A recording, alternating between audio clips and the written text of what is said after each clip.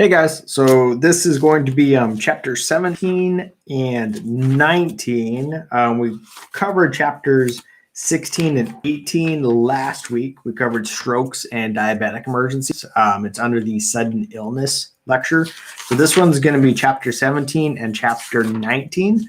It's going to cover respiratory emergencies as well as abdominal emergencies. Okay, so starting off with chapter 17, our respiratory emergencies.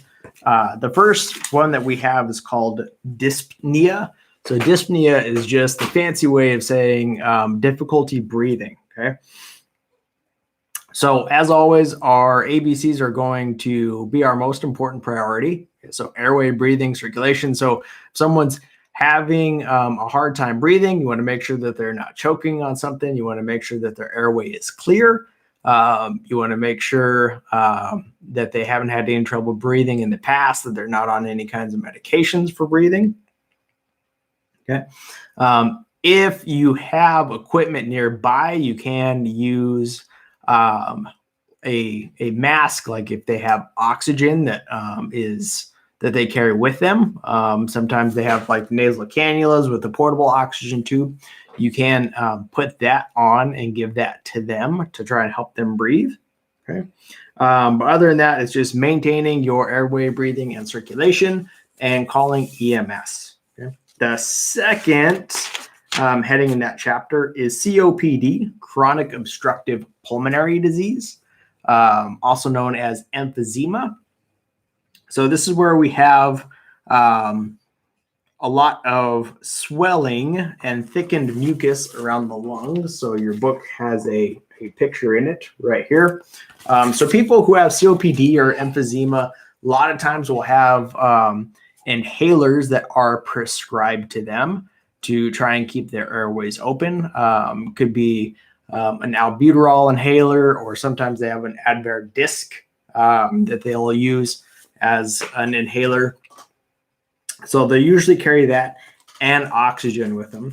So signs and symptoms of COPD will be weight loss, increasing dyspnea, so increasing difficulty breathing, especially if they're walking up a flight of stairs or physically exerting themselves. Their chest will get real tight. They'll have an inability to breathe, progressive limitation of activity, and coughing that produces a small amount of mucus. Okay, those are all signs and symptoms of emphysema, right? Wheezing, as we define it, is trouble exhaling. So you can breathe in okay, but you can't breathe out. So as they kind of breathe out, if you listen with a stethoscope, you can hear them exhale, and you'll kind of hear this whistling sound as they exhale out. But for the most part, you're not going to have one of those with you, right? But you can have them breathe out and see if it hurts for them to exhale, and that'll be wheezing, okay? So that's emphysema. Chronic bronchitis is bronchitis that's lasted at least 3 months. So it's at least 90 days out of the year. Really common with smoking or any kind of job where you inhale unclean air, right? So factory workers, miners used to get chronic bronchitis a lot. Okay. So because they are often cyanotic, meaning that they have blue lips, that's what cyanosis is. It's bluing around the lips and even around the fingers sometimes. A lot of times these patients are called blue bloaters. Okay, so they'll have a cough that produces thick mucus. They have to use the neck and chest muscles to assist with breathing. Cyanotic or blue complexion, swelling of the hands, feet, or ankles, distended neck veins, okay, and low-pitched snoring sounds during both inhalation and exhalation. Okay, so what do we do when we're providing first aid? First thing is make sure the airway's clear. Second thing is if they're engaging in some kind of physical activity, whether it be like on a construction site or walking around the block, have them sit down and relax a little bit. That's the big one. Okay. You want to have them be in the Haynes position. So that's kind of where they're laying down and back just a little bit. You want to monitor the person's respiratory rate. So you don't tell them that you're going to check how many times a minute they're breathing, because we can alter how many times a minute we're breathing. But typically what you can do is just kind of mask it. You can say that you're going to check their pulse, put your finger on their wrist, just like you normally check their pulse, but instead pay attention to the rise and fall of their chest and their shoulders. And then you can monitor their respiratory rate. Okay. You want to make sure that you maintain their body temperature. So if it's cold outside, keep them warm. If it's really hot outside, try and keep them cool. And loosen any restrictive clothing and provide the patient with comfort. Okay. Asthma. Okay, there's two different kinds of asthma. So there's acute asthma that comes on suddenly from an attack of some kind.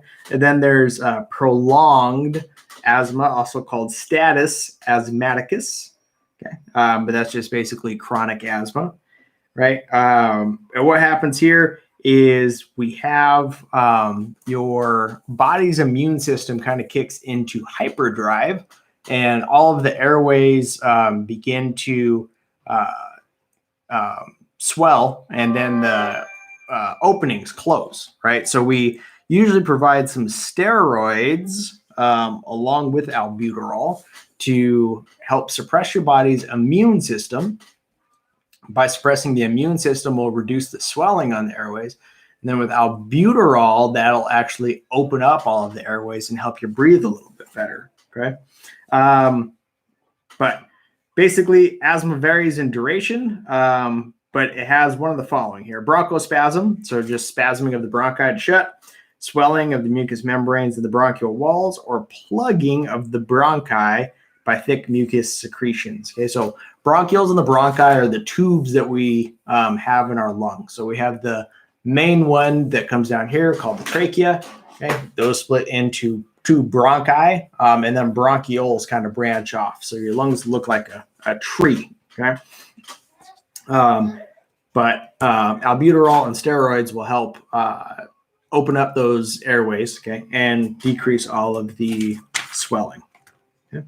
So you want to make sure that you have them sitting upright, and just monitor their respiratory rate, just like you would with COPD. You want to make sure that you operate EMS or activate EMS right away.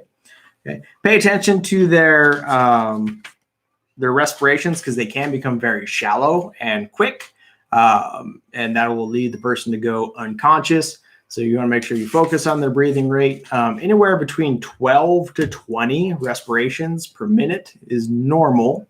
So if they're going way higher than that, like if they're in the 30s, or if they're going way lower than that and they're only breathing like 6 or 8 times a minute, those are both things that you want to watch out for. So you want to keep them right in that 12 to 20 respirations per minute range. Okay.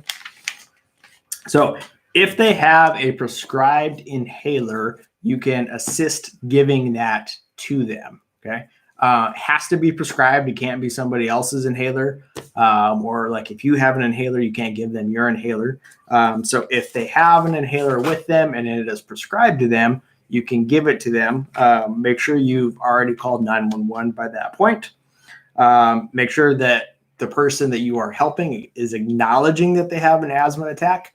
That relieves any sort of liability on you while you're trying to help them. Okay.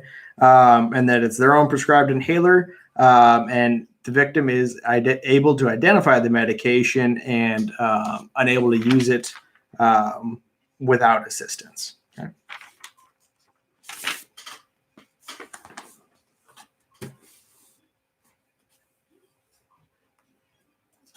Okay. Next one up is pneumonia. Okay. Pneumonia is our medical term for fluid buildup on the lungs. Okay. So you can have pneumonia that's caused by a few different reasons. There can be bacterial pneumonia, where we prescribe antibiotics.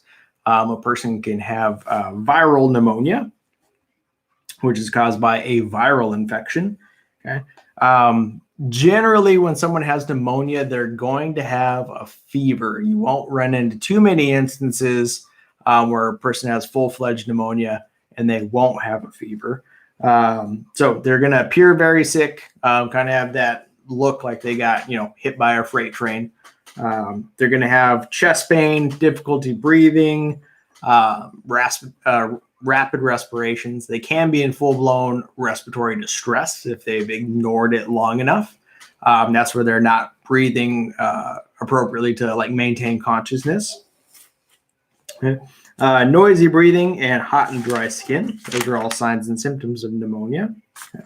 So for that one, we're just going to place the victim in a position of comfort, call 911 right away. Okay. In the instance where we have someone that is hyperventilating, okay, so sometimes the body, if there's an issue with the lungs, will try to compensate and breathe really fast. Hence the term hyperventilation. Hyper meaning high, ventilate meaning breathe. So high amount of breathing. So with hyperventilation, we're breathing too rapidly and too shallow to really get enough air into our lungs and throughout the body, right?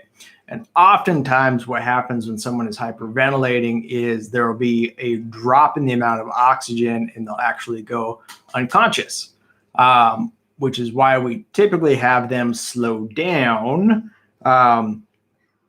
slow their rate of breathing, make sure we're staying at 12 to 20, okay? And we also sometimes give them a paper bag, okay? The paper bag just helps put in some carbon dioxide while they're breathing in. So in the instance that they are just constantly taking in too much oxygen and they get too much oxygen and they pass out that way, by having them breathe into a paper bag, we actually introduce some carbon dioxide, and that keeps the amount of oxygen where it's supposed to be at until their breathing returns to normal, and then we just pull the bag away. Okay. So a few different signs with hyperventilation. Typically, the person's very anxious. They're not calm when they're hyperventilating. Air hunger or shortness of breath. Unusual behavior or altered mental status. Fatigue or abdominal discomfort or bloating. Because sometimes as we're breathing, like with our diaphragm, we'll get some air bubbles that are trapped in our chest, kind of like babies when they need to burp, because air isn't just going into the trachea, it's going through the esophagus too. Yeah. So dyspnea, dizziness, lightheaded, fainting, blurred vision. Okay. All of those are signs and symptoms of hyperventilation. All right. So first aid care for this is make sure that you remain calm and reassuring. The more that you get excited and freaked out, the more that the patient is going to get excited and freaked out. So remain calm. If you can, try to have the patient match your respiratory rate. Okay. So just breathe in, breathe out. Good 1 second coming in, 2 seconds going out. Okay. Have them talking to slow breathing. Right. Explain what's happening. Okay. And then make sure that you have called 911 and that they are going to transport the patient via the EMS system.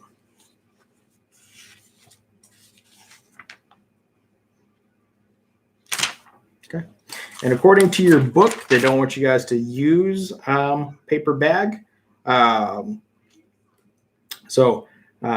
Per the book, don't use the paper bag.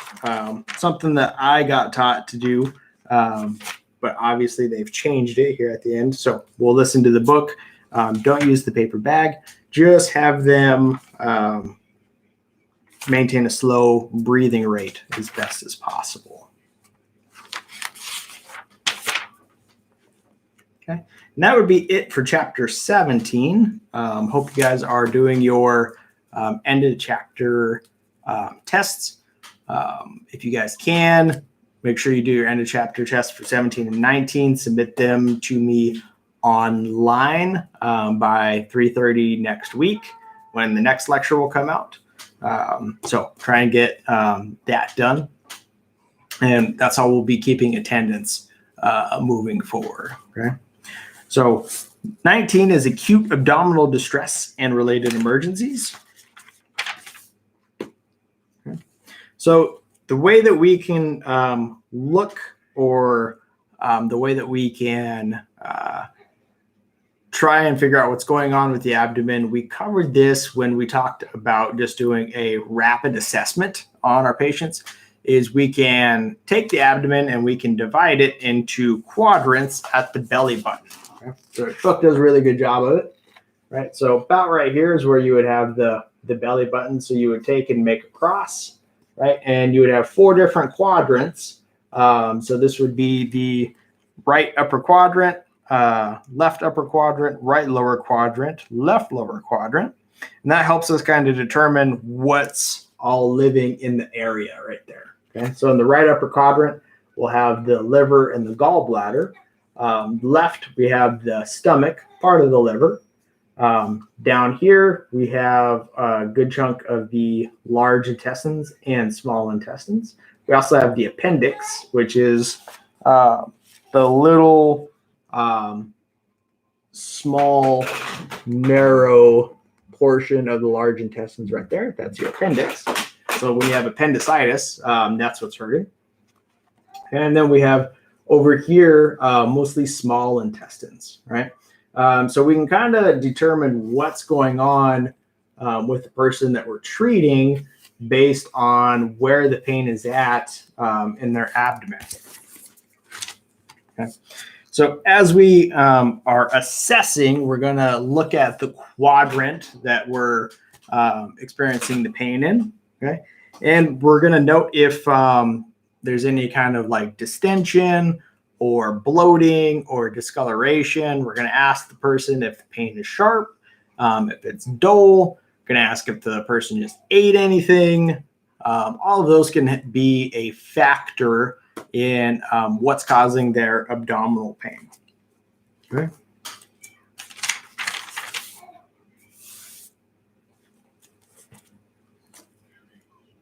So your book has a lot of symptoms that you want to be looking for. Okay.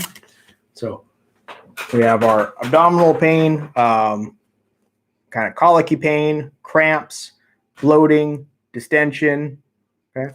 Signs of shock, right? So unconsciousness, obviously, that's a big one. Low blood pressure, nausea or vomiting, okay? Rapid pulse. Right. So for here, what we're going to do is we're going to make sure that we maintain the airway, position the person as comfortably as possible, make sure we comfort and reassure the victim. And we're not going to have them eat or drink anything because we don't know, if there is like an internal bleed. We don't know if they've ingested some kind of poison. And we don't know if feeding them is actually going to cause more harm than good, right? So we're going to make sure that we don't give them anything by mouth, okay? And of course, before we've done all this, we've called EMS. EMS is on the way. Okay? And just make sure that you keep a record of the signs and symptoms, okay? So where the pain was, as far as what quadrant, what kind of pain it was, when it started, did the pain move anywhere, when was the last time the person had anything to eat or drink? Okay, all of those are important information to put into your info that you'll give EMS when they show up. Okay. Nausea and vomiting. So if a person is experiencing nausea or vomiting, we can encourage them to lie down and kind of turn on the side. So that way, if they do vomit, it doesn't come back and get into the airway. So if you're certain that they're not suffering from an acute illness, you can give small amounts of clear liquid to see if it'll help. If the person is able to keep clear liquids down for several hours, then you can give them some kind of small carbohydrates like crackers or a slice of bread to see if they can take that as well. Okay. Don't give any meat or dairy products. And make sure that the person can keep down fluids before you do anything else. Okay. Things to note as far as their vomiting is if the person has had a recent head injury, you want to pay attention to vomiting because it can be a sign of a traumatic brain injury. Okay. If there's blood or any kind of grainy material in the vomit, you want to pay attention to that. They could have an ulcer that's perforated. Okay. If they can't stand up without fainting or have symptoms of dehydration, okay, so like really dry lips, not able to swallow really well, okay, I want to pay attention to that. Or if the person continues to vomit and cannot keep clear fluids down for more than 24 hours. Okay. So diarrhea, is what's coming up next. So that's passage of loose water, your unformed stools, more than 4 times a day. Most common causes are a gastroinfection, either bacterial or viral or parasitic. So basically for this, we just like let it run its course. We want to make sure that we keep the person hydrated. Okay.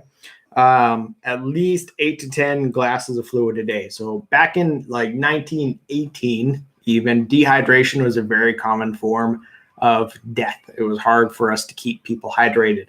It's really not a problem now because we use IVs all the time. We can get someone over to the hospital, right? But the number one thing with diarrhea is you want to make sure that you keep the person hydrated. So once they can tolerate clear fluids, you can give them gelatin or soup. Okay. And then as they can tolerate more mild foods, you can use the BRAT diet, B-R-A-T. That's bananas, rice, applesauce, and toast. But don't give them any meat or dairy products. Okay. There are some over-the-counter medications that you can give, such as kaopectate, Imodium AD, or Maalox, to help with the symptoms. Okay? And then regardless, you want to make sure you seek immediate medical attention. If the stool contains blood, the stool contains mucus, you can't stand without fainting, or shows other symptoms of dehydration, severe abdominal pain, fever, and the diarrhea does not improve within 24 hours.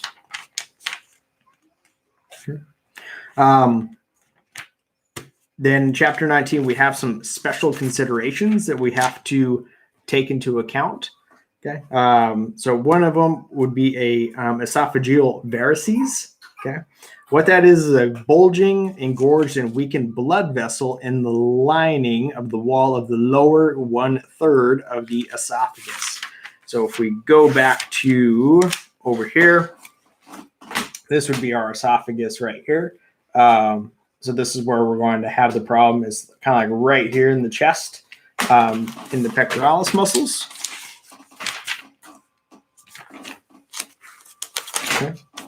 And a lot of times they pop up in people who are abuse alcohol. They have liver disease like cirrhosis or hepatitis. So hepatitis just being like the viral infection. So liver dysfunction, victims of jaundice. So usually they lead to painless GI bleeds. But when one or more of those gets ruptured and the bleeding is profuse and severe, it can be fatal within the hour. So you want to make sure that you check for blood in vomit or stool immediately, and then call someone immediately if that's the case. Okay, because that's something that we worry about. So especially if it's vomiting bright red blood, blood is building up in the back of the throat.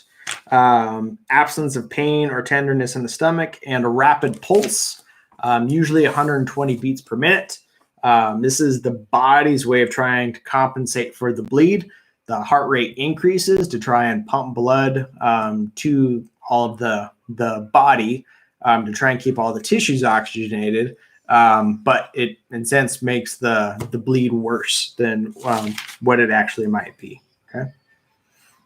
So make sure if someone has liver disease, jaundice, an enlarged liver, that you're taking that into consideration and that you're looking for those signs and symptoms. Okay. So what you're going to do is call 911, make sure you secure the open airway, put the person on their side, and treat for shock if you expect that to be the case. Okay. Another one that we're looking at is abdominal aortic aneurysm. So the aorta is the big pipe that comes off the top of the heart, right?